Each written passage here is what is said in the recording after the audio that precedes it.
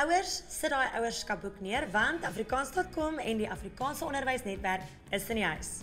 Hulle het kundiges en spesialiste ingeroep om jou te help om die beste van jou kind te maak.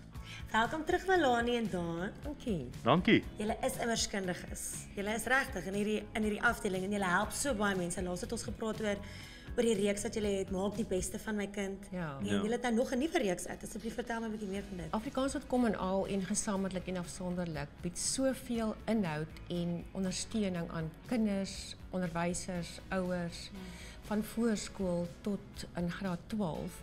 En ouers, kinders en onderwysers het vandag 'n groot uitdaging op verskillende vlakke. So daarom bied ons ook hierdie tweede reeks aan Maak die Beste van jou kind, waarin ons dan kundiges en spesialiste kry om te praat oor verskillende aspekte van ouerskap en van kind grootmaak. En in hierdie reeks kan die kykers uitsien na baie groot kundiges, soos Daan wat gaan praat oor moedertaalonderrig, Chris Klopper wat gaan praat oor Sakai en dan Immanuel Europa wat gaan inligting gee, hy is van die Weskaapse Onderwysdepartement oor waarna moet leerders oplet as hulle eksamenvraestelle antwoord. Wow. Ja, Daai is baie interessant. baie Ek het daai nodig gehad terug op skool. Almal het dit nodig. En alhoewel die inligting wat hier gedeel word deur die kundiges net kort en kragtig is, gaan al die inligting en diepteartikels oor elke onderwerp en ander onderwerpe op Afrikaans.com en al en se webtuistes verskyn. So gepraat nou van jy weet die uitdagings wat ouers het vandag.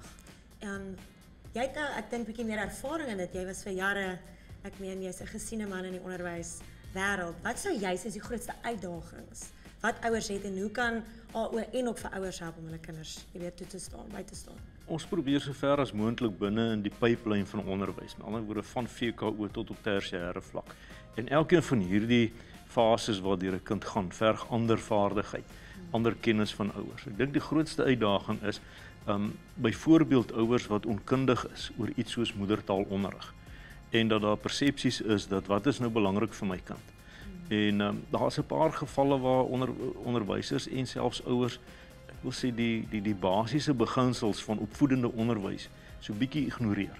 En van voorskool waar kindertjies nou al die 2x tafel moet opsê, waar hulle eintlik moet speel en teken en 'n paar goed ervaar en ontdek, tot en met tersiêre vlak, waar ons keuses maak waar ons kinders beïnvloed word en hulle prestasie beïnvloed word. Daar is soveel literatuur beskikbaar waar ouers hulle self kan gaan versterk met kennis en gebruik dit net. Maar moenie daar om die braaivleisvure hoor van hierdie wonderlike skooltjie wat die kindertjies nou al dit kan doen en hulle is nie veronderstel om dit te kan doen. Hulle moet dit eers later doen. Daarom het ek die kinders, ek sal met jou kom braai met 'n dorp. Daar nie vir te worry nie. Sulke waardevolle inligting. Dankie julle. Dankie dat julle weer vir my kom kuier het. Baie dankie.